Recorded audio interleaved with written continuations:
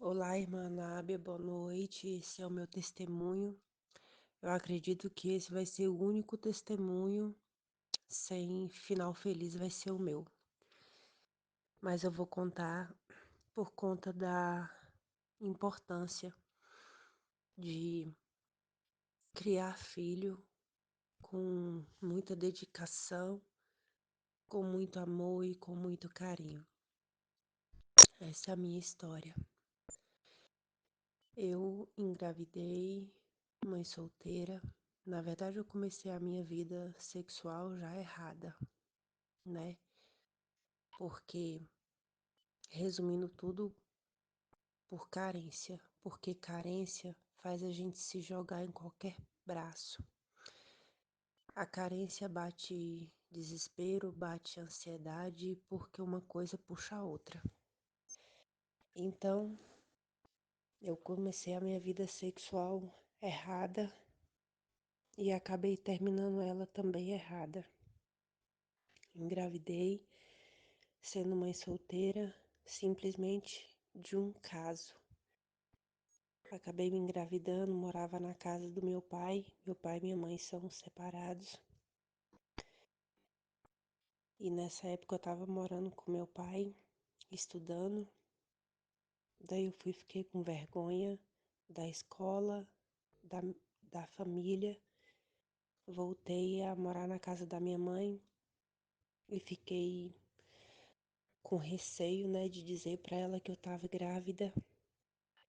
E a barriga começou a aparecer e eu ficava com vergonha. E a partir daquele momento eu já começava já a rejeitar aquela criança. Aí daí começou ali os enjoos e só por conta dos enjoos, só de não poder comer o que o meu corpo precisava, era mais um motivo de eu rejeitar a criança. Tudo eu juntei para poder rejeitar a criança, né? Eu fui mais ou menos igual à história de Adão e Eva, que pecou e depois Eva jogou em cima. Adão, né, jogou a culpa em cima de Eva. E assim era eu, né? Porque o pecador, ele sempre arruma um culpado para os erros dele, para continuar escondido, né? E aí então foi assim o início do meu erro, né? Rejeitar a criança. E então eu não tive maturidade suficiente para poder aceitar aquela criança como uma bênção, como um presente de Deus. Eu não tive essa maturidade. Nem imaginava pela minha cabeça o que eu ia passar, pelo que eu passei por conta disso. Então, continuando a história, passei a gravidez, sendo mãe solteira, morando na casa da minha mãe, ouvia muitas piadinhas, até mesmo nas piadinhas eu colocava a culpa na criança. E ninguém perdia a oportunidade de fazer piadinha, né, com minha cara. Aí a criança nasceu, minha mãe no começo, ela também não queria aceitar. E aí então ela se afeiçoou à criança. E aí então a criança nasceu uma criança chorona. Nada fazia essa criança calar. Chorava o dia todinho, ainda bem que à noite ela descansava. Mas durante o dia chorava a noite toda. E isso só acumulando o meu ódio e o nível de rejeição, né? Por já ser uma criança totalmente diferente do que eu imaginava, né? E o pai sumiu, não me deu nenhum suporte, mais outro motivo de rejeitar a criança. Imaturidade? Sim, imaturidade demais. Mas o preço também foi muito alto por conta dessa imaturidade. E aí então a criança foi crescendo e eu continuando na casa da minha mãe, sem emprego, sem como sair também para poder trabalhar. E aí então, aquele nível de carência, voltei a me jogar nos braços de qualquer um. Resumindo a história, né, de se jogar nos braços de qualquer um, acabei sendo defamada na cidade, né? E a criança ali crescendo. Foi para a escola, já chegou a idade de ir para a escola, foi para a escola. Era uma criança muito desinquieta, muito hiperativa, um nível de hiperatividade alta. E ele fazia de tudo para poder chamar atenção. Ele procurava os piores episódios para poder chamar atenção, sendo que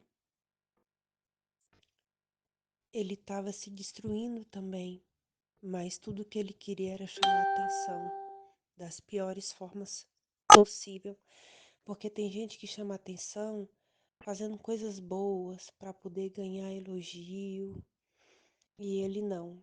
Ele chamava atenção e recebia em troca rejeição dos amigos, de, de todos, porque a parte que ele fazia, ele conseguia atrair para si uma rejeição, né? E parece que ele carrega isso com ele até o dia de hoje. E eu ficava vendo isso, o jeito dele chamar atenção, e eu comecei a chamar ele de louco. Você é um louco, porque o comportamento dele, eu vi que não era um comportamento do normal de outras crianças, né? E então mais um tipo de rejeição.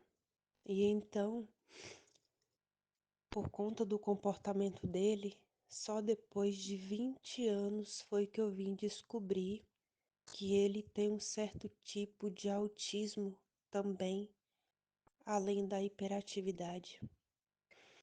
Na escola, o pessoal me indicou para poder ele fazer acompanhamento no psicólogo. Ele começou a fazer acompanhamento no psicólogo, mas eu era uma das primeiras a chamar ele de louco. Aí os alunos, amigos dele também, na escola, começou a chamar ele de louco por ele fazer acompanhamento com psicólogo. Depois ele já não quis mais fazer acompanhamento com psicólogo. Na sala de aula ele era um verdadeiro tormento, não deixava ninguém estudar, mas era o jeito dele chamar atenção. Teve uma época de prova que os professores tinha que sair com ele de dentro da sala para poder os coleguinhas dele fazer a prova, né? E então era muita coisa e eu era chamado o tempo todo na escola, assinava muitas advertências dele e eu já não sabia mais o que fazer. Tentei fazer um acompanhamento com ele no neurologista, o neurologista passou remédio controlado, mas os remédios controlados era a mesma coisa que ele, como se ele estivesse tomando água, a água pelo menos ainda matava a sede. Ele chegou a tomar Aldol com outro tipo lá de comprimido. Ele ficava assim meio que aéreo, mas ele não sossegava. Era inquieto o tempo todo, ele não sabia ficar sentado 30 segundos de relógio que seja, né? E a ausência do pai foi total. Enquanto ele tinha a minha presença, eu não soube ser presente na vida dele. Eu não soube buscar o psicológico dele, né? Eu não soube tratar ele da maneira que ele precisava e necessitava. E o meu desespero era grande porque eu não sabia o que fazer. Eu não sabia o que fazer, eu olhava de um lado, eu não via saída, eu olhava para outro lado também, eu não via saída. E quanto mais eu não via saída, mais ele ficava ali perturbado, aquela coisa extraordinária. E ele começou a ficar rebelde dentro de casa. Foi na época que eu arrumei uma pessoa, um companheiro, e ele queria aceitar esse companheiro também como pai, e o pai não quis aceitar ele, né? Meu companheiro não quis aceitar ele como filho porque ele não é o tipo de gente que sabe dar carinho, nem mesmo pelos filhos dele. Mas ele também não rejeitou os filhos, só não soube e nem sabe dar carinho. E o meu filho carente de carinho, eu tinha as horas de dar carinho para ele. Tinha as horas, dei carinho, mas em momentos incertos e insuficiente. O carinho, né? Era insuficiente. Quando era na época do Dia das Mães, que os professores davam ali aqueles desenhinhos, aquelas coisas para poder a criança dar para as mães, eu passei a rejeitar, porque eu ficava com vergonha de ter que ir para a escola, ser chamada a atenção, nunca que ganhava um elogio, só reclamação em cima de reclamação. Então o meu ódio só aumentava, porque tudo contribuía para o meu ódio aumentar e eu não sabia converter esse ódio. Eu não consegui ter maturidade suficiente para poder converter esse ódio, né? Pela vergonha, pela humilhação que ele me fazia passar. Eu não tinha gosto de sair com ele para as casas dos outros porque ele era inquieto. E então, para poder não passar vergonha, eu deixava ele em casa quando eu saía, né? Deixava ele em casa com minha mãe. Ou então eu ficava com ele, preferia nem sair. Aonde eu saía, ele procurava jeito de chamar atenção e eu não tinha paciência. Dava-lhe uns puxão de orelha, dava uns tapa nele no meio de gente, porque eu não tinha a menor das menores das paciência. E ele fazia por onde também, né? Ele não conseguia ser uma criança calma, tranquila, centralizada, ele não conseguia. E eu não conseguia ser uma mãe tranquila, paciente, compreensiva. Não conseguia também. Eu ia na base da agressão. E então, para não passar vergonha no meio de gente, eu preferia nem sair. E o tempo passou, ele veio conseguir sentar na cadeira e ficar quieto por 1 minuto. Ele já tinha eu acredito que entre 14 e 16 anos, porque ele não ficava sentado numa cadeira. A hiperatividade era demais. E nisso ele foi crescendo, ele tentava se socializar no meio dos amigos, e pelo modo com que ele entrava, os amigos dele também rejeitavam, e ele apanhava dos amigos assim extraordinariamente. E por conta da inocência dele, também os amigos dele faziam por onde ele entrar em situações de que ele só está vivo hoje por conta da graça e a misericórdia de Deus.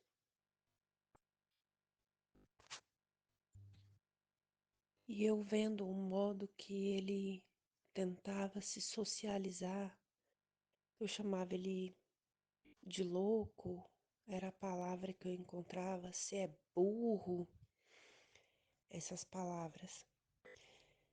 E voltando aqui sobre a história, né, do Dia das Mães, a vergonha que eu passava, e então ele chegava com aquele papelzinho do Dia das Mães, e eu falava, você pensa que eu gosto de ser mãe? A pior coisa do mundo que eu fiz foi ser mãe. Você não me venha mais com esses papelzinhos de Dia das Mães, porque eu odeio, sabe? Viu aí o meu nível de imaturidade? Por conta de que eu recebia essa expressão negativa tanto como eu dava, como eu recebia, era a forma de eu retribuir, porque quando a pessoa não tem maturidade, ela acaba agindo dessa maneira. E nisso tudo o tempo passou e eu sem condições financeiras para sobreviver, que seja por conta própria.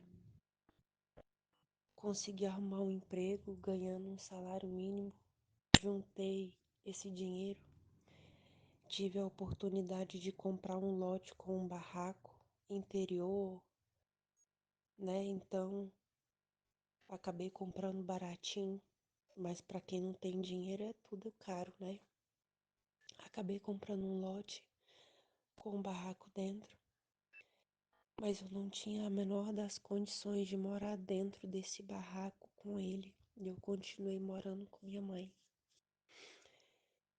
E eu pedia para Deus poder me ajudar a arrumar um homem para eu ter condições, porque foi o jeito que eu vi, porque emprego, eu já tinha até perdido as esperanças de arrumar um emprego, cidade de interior, né?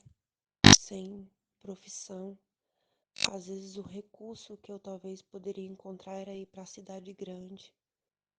Cheguei a ir para a cidade grande, cheguei a trabalhar na cidade grande, deixei ele com minha mãe. Só que daí a hiperatividade dele foi tanta e minha mãe começava a ligar, a chorar, falando das coisas que ele estava aprontando e que ele não obedecia. Os professores, o diretor da escola começou a me ligar e então eu tive que, por 2 vezes, abandonar o emprego para poder vir embora. Só acumulou a minha raiva dele, né? Que daí eu pensava, por conta dele eu perdi o emprego, por conta dele eu não consigo ter as coisas, né? E mais devagarzinho eu consegui aumentar o barraquinho, né? No primeiro emprego consegui comprar o lote com o barraco. No meu segundo emprego eu consegui aumentar o barraquinho, sofri demais. Tive que ajudar a construir também, pegando tijolo, pegando areia, pegando telha, caibro, né? Trabalhando igual macho. Porque eu tinha vontade de ter uma casa e viver por conta própria. É o mínimo dos mínimos. E então consegui achar um companheiro para me sustentar e sustentar ele também. Aí eu fui morar com esse companheiro e daí tô com ele até o dia de hoje. O meu filho cresceu, a criança cresceu e ele tentava, né, se socializar jogando bola. Lá ele apanhava extraordinariamente por conta do jeito dele chamar atenção. Ainda continuou de forma errada, ele procurando os piores jeitos possível de chamar atenção. E os outros também via que ele era fraco, ele apanhava, E aí, então todo mundo queria bater nele, das crianças do maior ao menor, procurava jeito de bater nele. Até gente adulto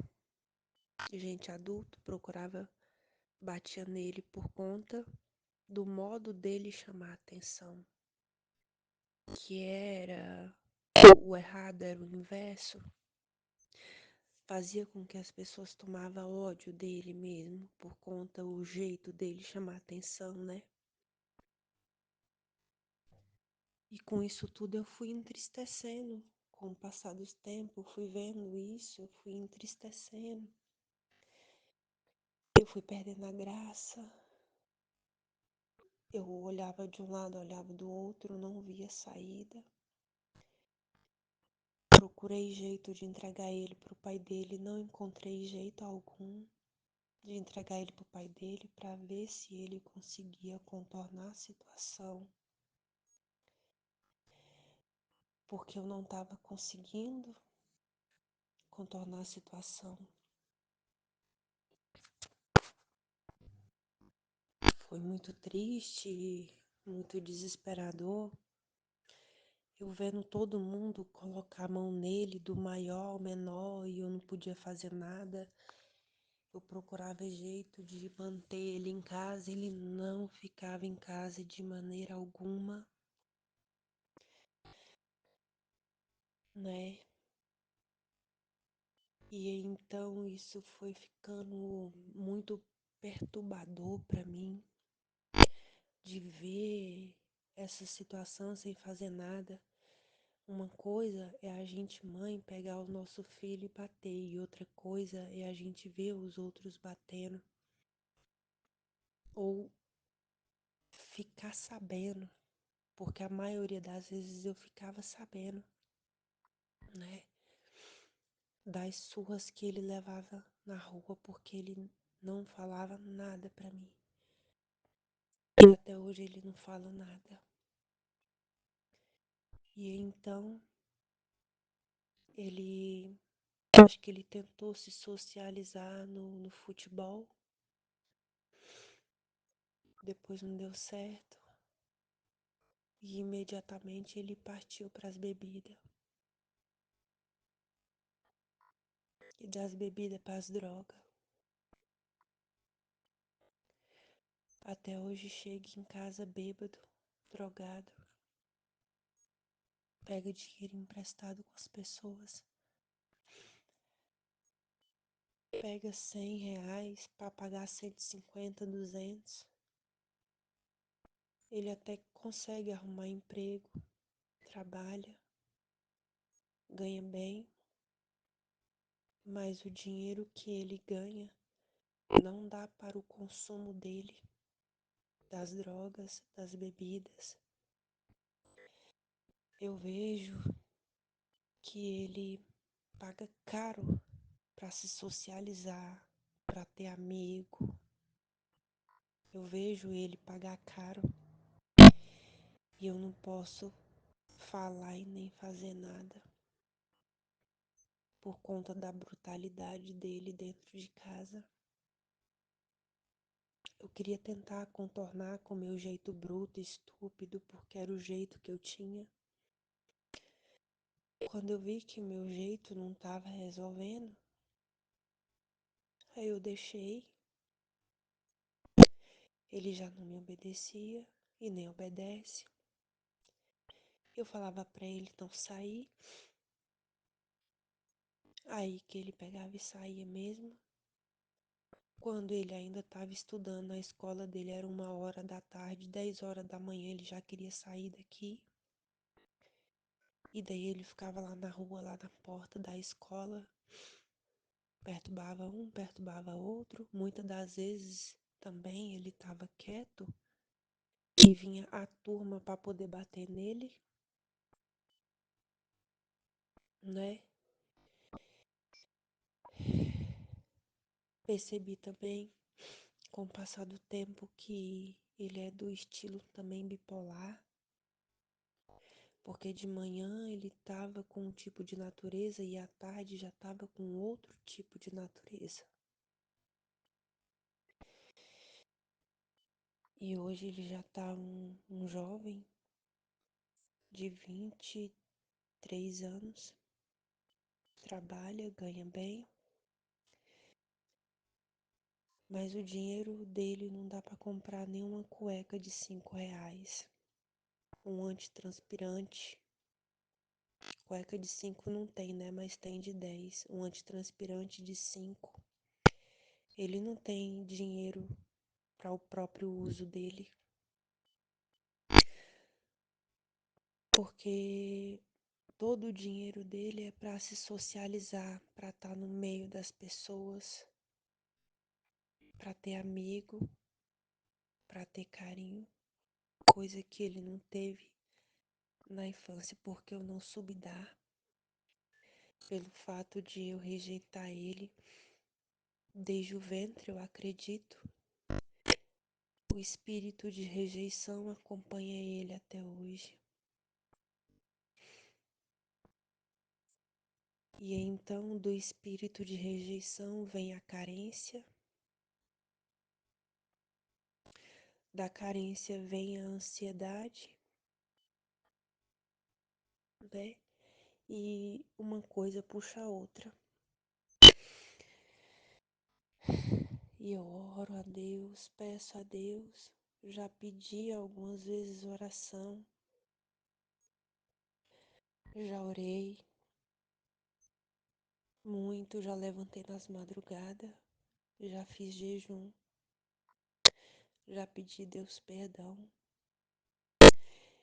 E aí hoje eu vejo que em tudo a errada foi eu. Eu errei, eu não soube aceitar ele como um presente, eu não soube cuidar do presente que Deus me deu. Eu destruí o meu presente, o meu filho, o mundo tomou. Hoje eu não tenho filho.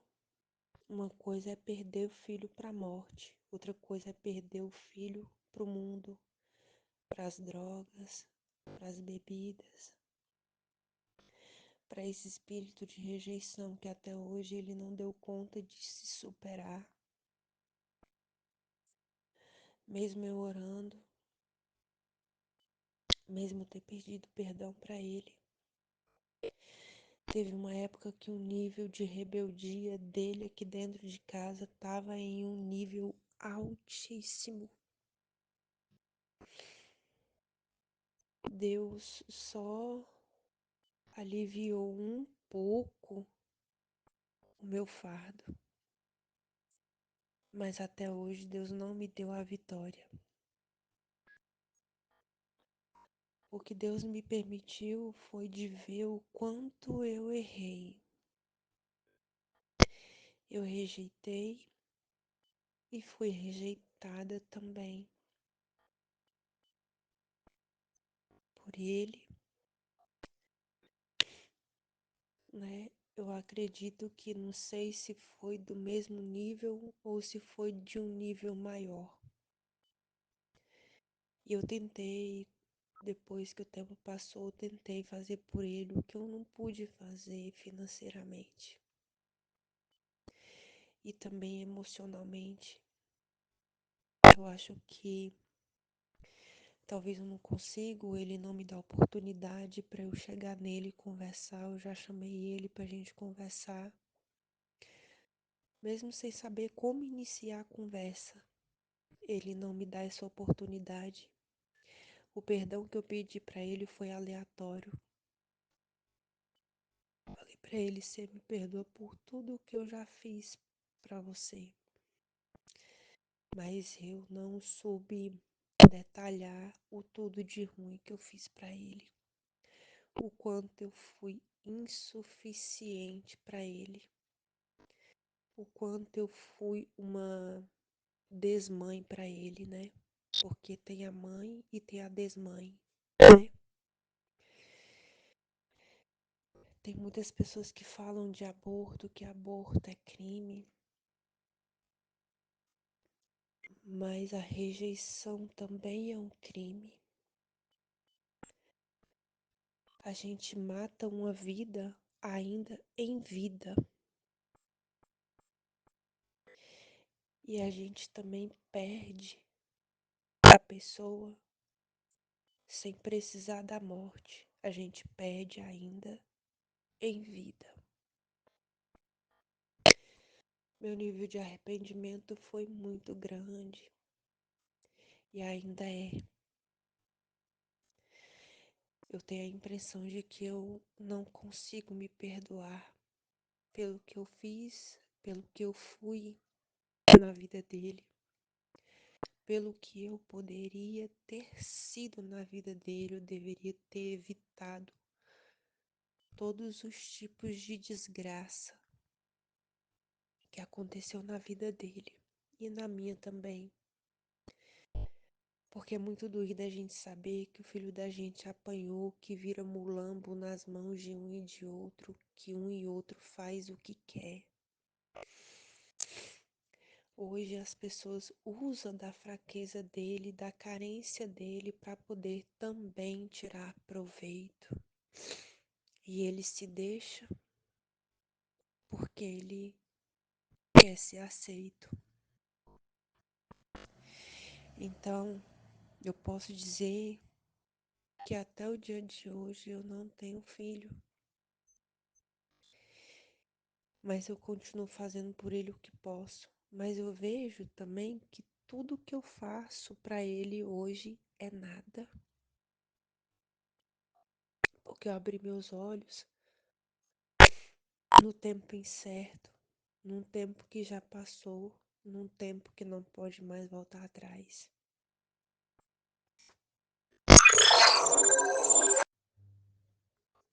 Então eu tentei correr atrás do tempo. Quando eu passei a ter uma renda própria, eu fui procurar fazer o aniversário dele e então ele já não aceitava mais. Arrumava o quarto dele no dia do aniversário, comprava presente para ele. Ele pegou e falou assim para mim que o dia que ele mais odeia é o dia do aniversário dele. Eu então já fiquei calada. Tentei comemorar o aniversário dele por 4 vezes, ou foi 3 vezes. Esse ano eu desisti, eu já não fiz mais aniversário. Eu mal pude dar os parabéns para ele. Aí eu peguei e falei assim, olha, até nisso eu sou culpada. Em você não querer aceitar os parabéns. Até nisso eu fui culpada em ele não querer aceitar os parabéns. Eu falei para ele também, a minha palavra com ele são poucas. E ele sempre fala, olha, evita conversar comigo, por favor, pelo amor de Deus, eu não suporto ouvir sua voz, sabe? E isso é o de menos que ele me falava. Ele já me xingou tanto nos momentos de raiva dele, porque eu queria conversar do meu modo ainda, né? E aí, então chegou um tempo que eu não podia nem olhar pra ele, que ele falava, o que é que você tá olhando pra mim, desgraça, né? Então, eu ouvi tanto esse nome, desgraça, né? E outros tipos de nome, que eu fui ficando triste e depressiva com isso também, né? Aí hoje eu vejo que nada eu recebi o que eu dei, né? Rejeição, né? E então, esse é o meu testemunho, esse é o meu testemunho sem sucesso, né? Porque as outras tudo vão contar testemunhos, né, de vidas difíceis, mas também de recuperação extraordinária. Eu não. Ele só maneirou, na rebeldia. Eu também evito conversar com ele. Ele às vezes fala comigo, mas não aceita eu falar com ele. E ele continua morando aqui dentro de casa. O quarto dele precisou de ter algumas coisinhas, eu me esforcei, sabendo que ele trabalha, sabendo que ele tem condições. Me esforcei, montei o quarto dele. Tá arrumadinho no nível de pobre devido às minhas condições. Tá arrumadinho. E ele sai de casa, chega em casa bêbado, drogado. E eu não sei até quando eu ainda vou viver essa vida com ele. Vejo que ele não se acerta ainda no na vida sentimental.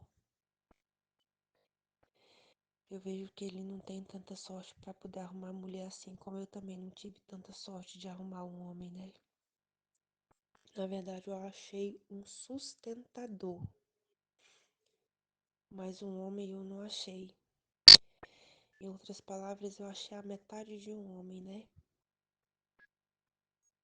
Mas tô aí, tô sendo mulher para ele no máximo que eu posso. E hoje também eu vejo, né, em relação ao meu companheiro. E hoje também eu vejo que ele tenta ser meu companheiro também no que ele pode. Ele não é uma pessoa carinhosa, né? Aqueles carinhos, aquelas atenção que uma mulher precisa e necessita, né? Nem mesmo na hora daquelas horas. Mas eu nada disso passa perto ao que eu sinto, ao que eu passei e tô passando em relação ao meu filho. São muitas noites mal dormidas, muita descrença, muita desesperança.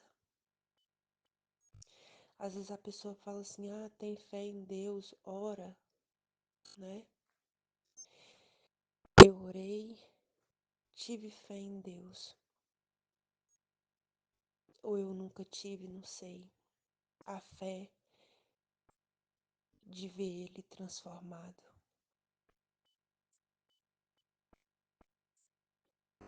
A fé de ter um filho de volta.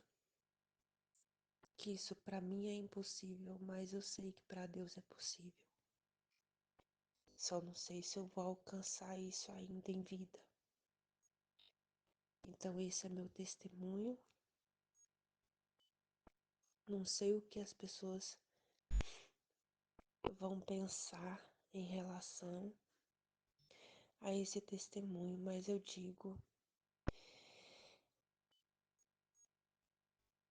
se for para ter um filho para rejeitar, melhor nem ter, porque é um outro tipo de aborto, é um outro tipo de crime que eu acredito que é muito mais perigoso do que o próprio aborto.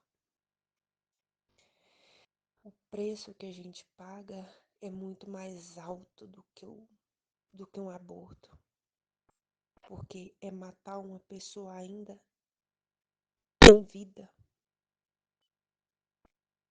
né? Ao contrário do aborto, né? Não que eu esteja incentivando o aborto, mas se é para, né, rejeitar, é melhor dar para uma pessoa que sabe acolher, que saiba criar, que tenha um psicológico de um nível bom, sustentado, para poder amparar a criança, né? Porque acaba sofrendo duas pessoas ao mesmo tempo, a mãe e a criança acabam sofrendo de maneira extraordinária. Isso destrói a vida da gente. Destrói, destrói, destrói. É um viver sem viver, sabe? É um viver que não é vida. Resumindo aqui minha história. Então, se a pessoa vê que não tem capacidade psicológica de criar uma criança, é melhor dar para adoção. Eu não sou contra, tem gente que fala, né, de pessoas que teve o filho e deu pros outros. Não, fez um bem para ela e pro filho, né? Porque se a pessoa vê que não tem condições psicológicas de ter um filho, eu digo mais uma vez, melhor nem ter. Melhor nem arriscar, melhor nem meter as caras. Em outras palavras, porque o sofrimento é mais que certo, é sofrimento duplado. E alcançar a misericórdia chegando nesse nível, eu vejo que também não é fácil. Fica na graça e na paz do nosso Senhor Jesus Cristo. Obrigada pela oportunidade de estar poder contando aqui o meu testemunho.